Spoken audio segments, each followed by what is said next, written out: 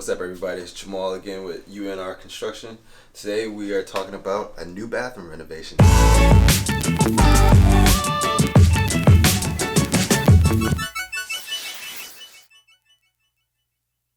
So, firstly, this bathroom was actually expanded. This is, I don't know if you can see right here, but where the original slab was, and then we leveled the floor in order to create a seamless transition to where the original bathroom was. So we have our toilet flange and our vanity on this side, and then we now are adding in a walk-in shower to the other side. So we added it in a long short of about 5 feet to this bathroom to make it a full bathroom from a half bath.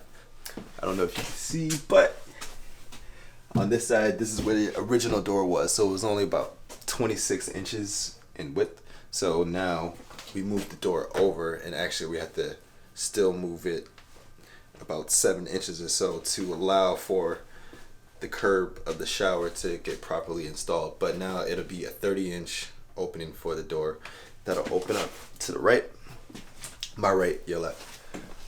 And then it'll be a much easier pathway to get to any part of the bathroom that you want instead of crouching in one space. The family here has growing boys, so they need more bathroom space in order to get ready in the morning and do what they need to do and whatever sports they play. So after reframing, the next thing that we had to do was level out the floors. With leveling of the floors, it's always a little tricky because you want to get the right consistency of the floor leveler in order to match it to your existing concrete or whatever type of subflooring that you're going into.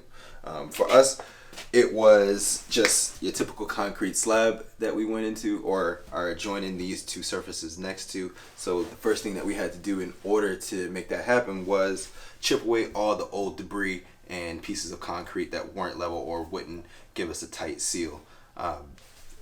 There's a lot of debris and gravel or things of that sort once you start doing the demolition for concrete. So we were able to make it a seamless, smooth transition. We put the level on it.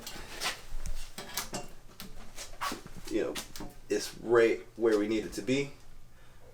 So there's no pitch or slope in the floor now in order for us to lay our tile. So we're good to go on that. And then the other part of that,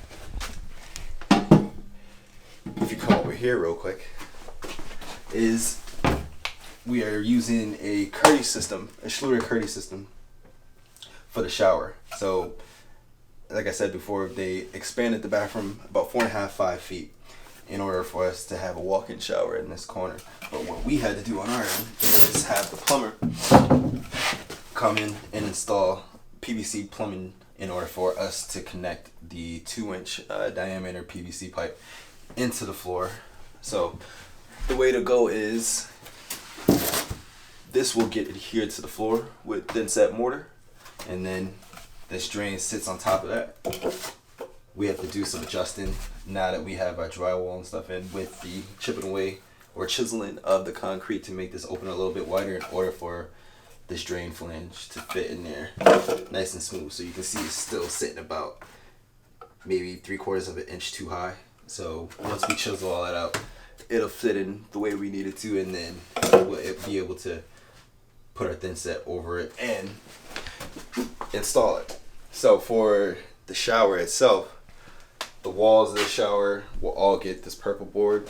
We still have a couple sheets to put on this side, and then on the opposite side will just be your regular typical standard 5/8 sheet of drywall.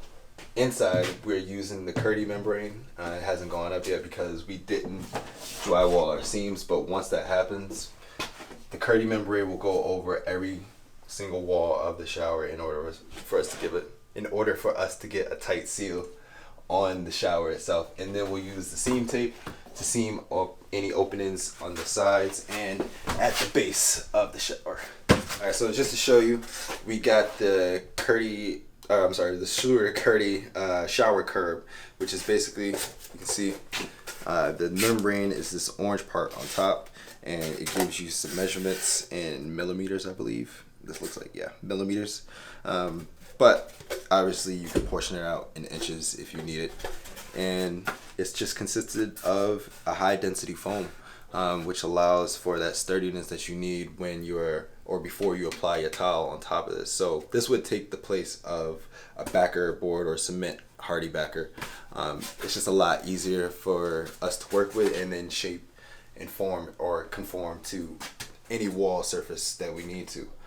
So that is the purpose for using it. It still gives you the same amount of, or same effectiveness when it comes to waterproofing and durability, longevity. So the way that it'll go, there's another extension in the garage that will extend all the way to the wall. But what I wanted to show you was that the reason we have to frame out this door space is because if we were to put our shower curb right here, then that would leave all that open and we wouldn't be able to put a tight seam on the back end of the shower, therefore allowing water to potentially leak out if we were just to try to set it right here. And plus, then it would be in front of our door space. So what we'll do is we'll move this out about 7 inches to about right here, and then that'll allow us to put this all the way against the wall, have a tight seam on the back end, and we now have enough space, still enough space for our door jamb to install our door seamlessly and evenly, and then put our tile on the outside of the shower. So that is what we're gonna do once we get it all framed up. And then I want to show you this other part of it. So this is actually the thin membrane itself. So the membrane, so this is completely waterproof. It doesn't allow for any moisture penetration at all, and it's only about the 32nd of an inch thick, so it goes on really seamlessly, and it allows you to not build up the layer of your wall in order to waterproof, instead of using like an epoxy or like a red guard or something like that where you would apply it with a paintbrush or a roller. This just goes on just like the base. We use our thin set mortar to screed up the wall, and then we install this. We'll show you this in a later episode, but it'll go on a lot quicker. It's a lot more lightweight, so it's really good for using in tight spaces, or if you have to go in multiple levels of floors where you don't want to carry all that heavy material in a hardy back or a cement board, and it gives you the same effect in the end, or the same result. This hole we have here cut out is for our shower diverter. So we actually don't have the shower diverter in yet, but the fact that we're using this Curdy Schluter system, it's a tongue twister, allows us to keep moving on with our drywall before we have it actually all roughed in. And then once that happens, we'll attach this to our beams, and then we can sit our shower diverter in here, and it'll act or function like as if we had installed it.